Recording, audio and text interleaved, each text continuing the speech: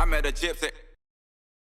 So what did it look like then for you to, like, how did you go from being a 20th place dude to third in pro sport and then making a pro career out of it? I mean, you've had a pretty kind of gnarly career in the sense of, yeah, not a good amateur kid, did good at the last Loretta's, and then your route to, professional racing until obviously, like, I feel like Troy Lee, being on that team, and then to go to PC, that's when you really like found your groove and kind of established yourself in the lights class. But what did that amateur career look like, and what were you doing that I guess let you go from not being in the top 20 to then being on a podium and then making a career out of it?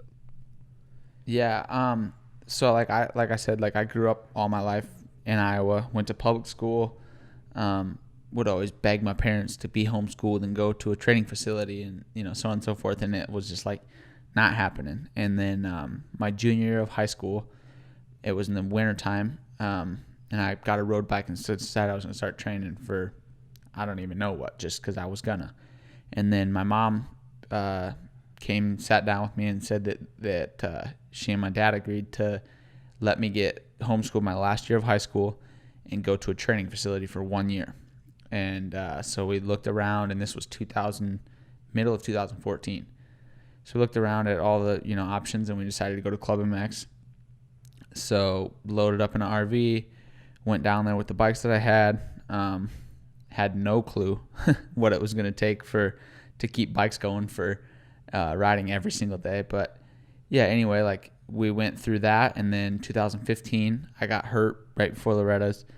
So I didn't really race. Like I tried one moto, but I had a broken ankle or something like that, my lower leg. And then just kind of like I just kept grinding. Like that's all I really did was just would grind the whole time. Had some decent results at mini O's in 2015, I think. And then spring nationals, like the Freestone and Daytona of 2016, I got hooked up with Moto Concepts, Tony Alessi and Mike Genova, and they helped me there. And then Genova was like, I like this kid, and so decided to give me some support through Monster Cup 2016. And I went to Loretta's and had a pretty good so I went to Loretta's, had a pretty good showing. I think I was at that one. Okay, was the one with the big start down the stadium? Yeah. Yes, I fucking remember watching you. All right, yep. So yeah, I actually got hurt. I fractured my shoulder, like right where your humerus goes into your shoulder. I fractured that and broke 2 ribs the week before Loretta's that year. Got a 3rd and a 4th overall, and then I went and won Monster Cup, and I still didn't have any offers. I didn't have nothing from any factory teams. And then Genova, the owner of Moto Concepts, he decided to make a lights spot for me. So they essentially created, a lights team for me to race East Coast Supercross. And then, so that was September before Monster Cup was the first time I'd ever rode a Supercross track, ever. And so I did Monster Cup, and then I just trained the off season on Supercross. And then 3 rounds into Supercross, a few of the Geico guys got hurt, and they reached out and wanted me to fill in. And then, actually Genova kind of helped me with my deal through Geico about, he was basically like, the only way I'll let him go for the rest of the Supercross is if you guys make it worth it for him and give him an opportunity. So we worked some stuff out, made that happen. And I had the rest of Supercross 2017, and then outdoors of 2017, and then a full year of 18 with Geico. Yeah. So I raced a couple races on Supercross for them, and then I got hurt after the second round of outdoors and didn't race any of the 2017 outdoors. And then going into 2018, I just had my normal off season, and then I got collected with another rider in the first round of Supercross 2018 and broke my hand. Raced a couple with that, and then it broke worse, and then I basically had to sit out the rest of Supercross, and then came back in beginning of outdoors or mid outdoors, and struggled, just didn't just straight up didn't put the results down that I needed to continue with my ride. So I got let go at the end of 2018 from them, and I didn't really have any idea what I was going to do, where I was going to go.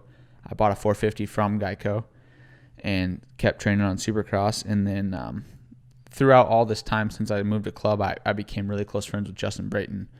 And he reached out and said that the Honda team in Australia had a kid get hurt and they needed someone to race AUS-X Open. And I was like, I'm down.